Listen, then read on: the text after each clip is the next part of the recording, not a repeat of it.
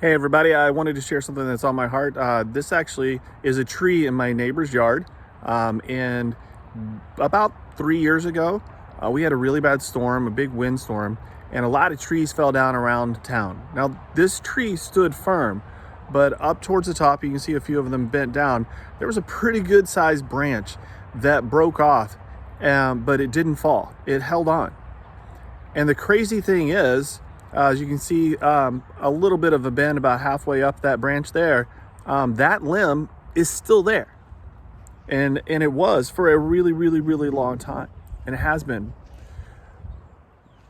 That reminds me, every time I mow the yard and I see that, it reminds me of John 15. In John 15, Jesus said, "I am the vine and you are the branches. If you remain in me and I in you, you will bear much fruit. But if you don't, you won't bear any fruit." You can't do this by yourself. Now, I might be paraphrasing a little bit on that, but at the same time, that's pretty much what he said. You're not going to be able to do the things I need you to do. You're not going to be able to witness or to reach people or do your life goal to fruition without me. I am the vine, you are the branches. Now, that big tree back there, that branch held on and it didn't die. At first we thought it would, and it got a little brown there for a little while. That was 3 years ago, and it's still there. Why? Because it held on. The branch held on. Hold on, guys. Hold on to him. I can personally tell you the difference in my life just in the last few weeks of pouring my heart back into God, into Christ, into prayer, into the Word, compared to even the last 20 years. My life has changed drastically. I gave my heart to Christ when I was 14 in Siloam Springs, Arkansas, at a Southern Baptist Bible camp. The minister at the time said, if you will take the first step towards him, he'll get you there. It was one of the most spiritual moments, almost out of body experiences I've ever had. I took one step to the right, and the next thing I remember, I was standing in front of somebody and said, I'm ready. This makes sense. I get it. I want this. And I plugged into the vine, and I became a branch. But you know what happened? The very next day, I met my very first serious girlfriend. And a series of girlfriends later, I felt like I was worthless. And through the Baptist Student Union at West Art Community College, which doesn't even exist anymore, it's another school now, I came to Iowa and met a girl. And she was desperate to get married, and I was desperate to get married because I didn't want to do stupid things anymore. And we rush into something, being young and stupid. We rush into something that never should have happened because I wasn't plugged in.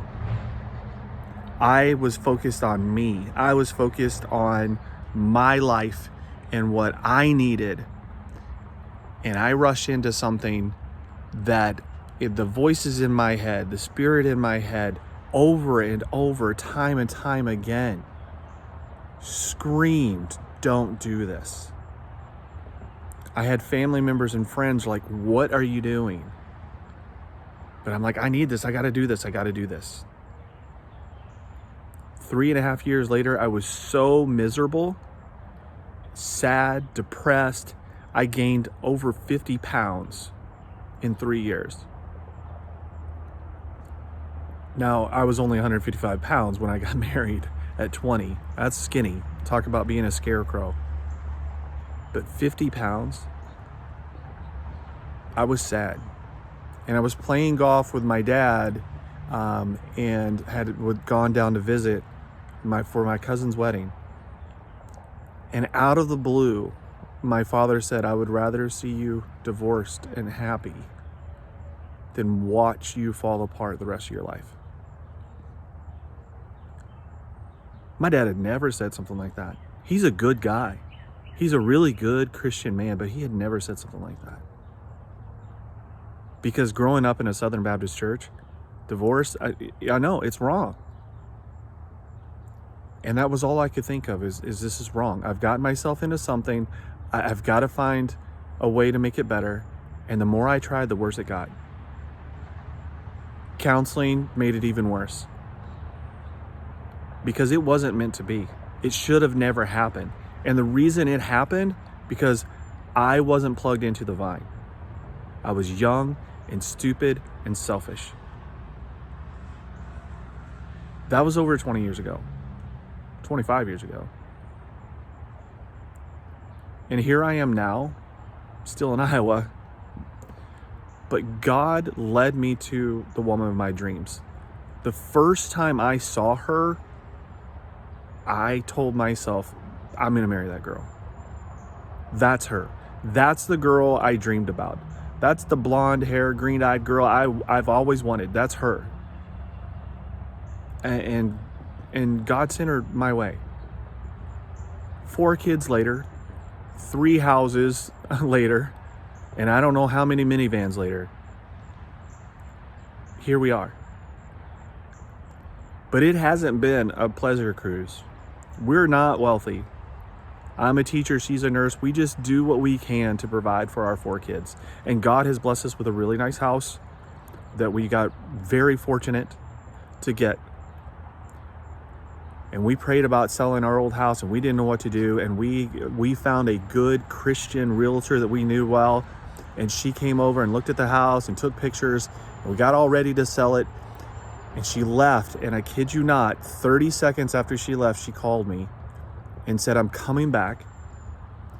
This old house that you guys have has a lot of problems and I don't want to see you guys get sued. I don't want to see you get in some lawsuit or something. She goes, I'll be right back. We're going to sell it as is. We're going to list it for the same price and it's going to sell. I promise you. I just know it's going to sell. And I looked at Rachel and I'm like, this is crazy. This is nuts. How is this possibly going to happen? An hour later, we sold the house.